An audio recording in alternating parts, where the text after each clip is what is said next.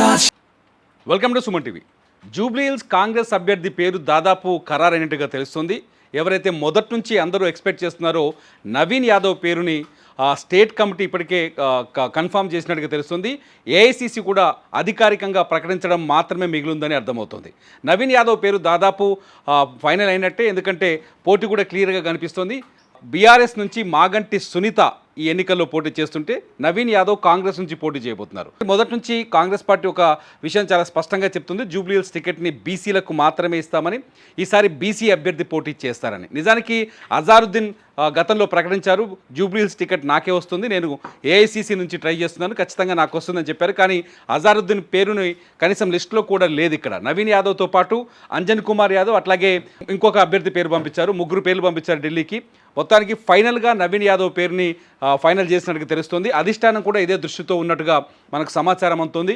State committee మాత్రం చాలా క్లియర్గా రాష్ట్ర నాయకులు నవీన్ యాదవ్ పేరు దాదాపు ఖరారని చెప్తున్నారు. దీంతో ఈసారి బీసీ అంటే గవర్నమెంట్ వర్సెస్ సెంటిమెంట్ అనే కోణంలో జూబ్లీ హిల్స్ ఎలక్షన్ జరగబోతుంది.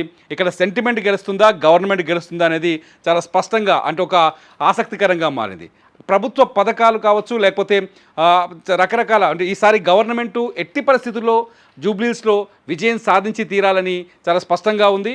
కాకపోతే సెంటిమెంట్ మాకు వర్కౌట్ అవుతుంది, ప్రభుత్వ వ్యతిరేకత మాకు కలిసి వస్తుందని బీఆర్ఎస్ ప్రయత్నం చేస్తుంది.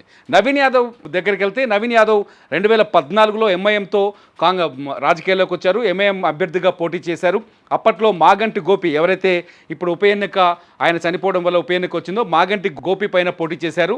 ఎంఐఎం నుంచి గట్టి పోటీనిచ్చారు, రెండో అభ్యర్థిగా నిలబడ్డారు. దాదాపు 9,000 ఓట్ల తేడాతో ఆయన ఓటమి పాలయ్యారు 2014. అప్పుడు గోపి టీడీపీ నుంచి ఎన్నికల్లో పోటీ చేశారు. ఆ తర్వాత 2018కి వచ్చేసరికి మాగంటి గోపి పైన మళ్ళీ నవీన్ యాదవ్ పోటీ చేశారు, కానీ ఇండిపెండెంట్ అభ్యర్థిగా పోటీ చేశారు.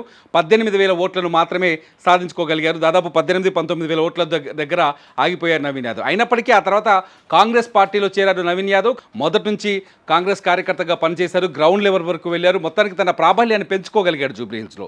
2023 ఎన్నికల్లోనే నవీన్ యాదవ్కు టికెట్ వస్తుందని అందరూ భావించారు. జూబ్లీ హిల్స్లో కూడా నవీన్ యాదవ్కి తిరుగులేని అభ్యర్థిగా మారబోతున్నాడు, నవీన్ యాదవ్ ఈజీగా గెలుస్తాడు జూబ్లీ హిల్స్ అనుకున్నారు. కానీ చివరి క్షణంలో అజారుద్దీన్ కోసం ముఖ్యమంత్రి రేవంత్ రెడ్డి నవీన్ యాదవ్ ఇంటికి వచ్చాడు, నవీన్ యాదవ్ని కన్విన్స్ చేశాడు. అజారుద్దీన్ కోసం, అజారుద్దీన్కి అప్పటికే కాంగ్రెస్ పార్టీ టికెట్ కేటాయించింది కాబట్టి అజారుద్దీన్ కోసం ఆ రోజు ఎన్నికల నుంచి వైదొలిగాడు, నామినేషన్ విత్డ్రా చేసుకున్నారు. ఈసారి అంటే నెక్స్ట్ ఎప్పుడైనా సరే నవీన్ యాదవ్కి అవకాశం ఉంటుందని గతంలోనే కాంగ్రెస్ అధిష్టానం కావచ్చు, స్టేట్ కమిటీ కావచ్చు, పీసీసీ కావచ్చు, ఏఐసిసి కావచ్చు చాలా స్పష్టంగా హామీ ఇచ్చింది. ఆ హామీని ఈసారి నిలబెట్టుకుందని చెప్పాలి. దీంతోపాటు కాంగ్రెస్ మొదటి నుంచి బీసీ నినాదాన్ని ఎత్తుకుంది. బీసీ నినాదంలో ఖచ్చితంగా నవీన్ యాదవ్కి అవకాశం ఎక్కువ ఉంటుందని మొదటి నుంచి చర్చ జరుగుతుంది. నవీన్ యాదవ్కి అంత పట్టుంది జూబ్లీ హిల్స్ ఏరియాలో. నవీన్ యాదవ్ ప్రచారం మొదటి నుంచే చేస్తూ వస్తున్నారు. ఇవన్నీ కలిసి వచ్చాయి. మొత్తానికి నవీన్ యాదవ్ పేరు అధికారికంగా ప్రకటించడమే తరువాయిగా మిగిలింది. అంతేకాదు మొత్తం దాదాపు 3 లక్షల మంది ఉన్నారు జూబ్లీ హిల్స్లో ఓటర్లు. 3 లక్షల మందిలో బీసీ ఓటు బ్యాంకే బలంగా ఉన్నట్టుగా మనకు స్పష్టంగా అర్థమవుతుంది. 150,000 నుంచి 175,000 వరకు బీసీ ఓటు బ్యాంకే ఉంటుందని ఉంటుందని అంచనాలు ఉన్నాయి.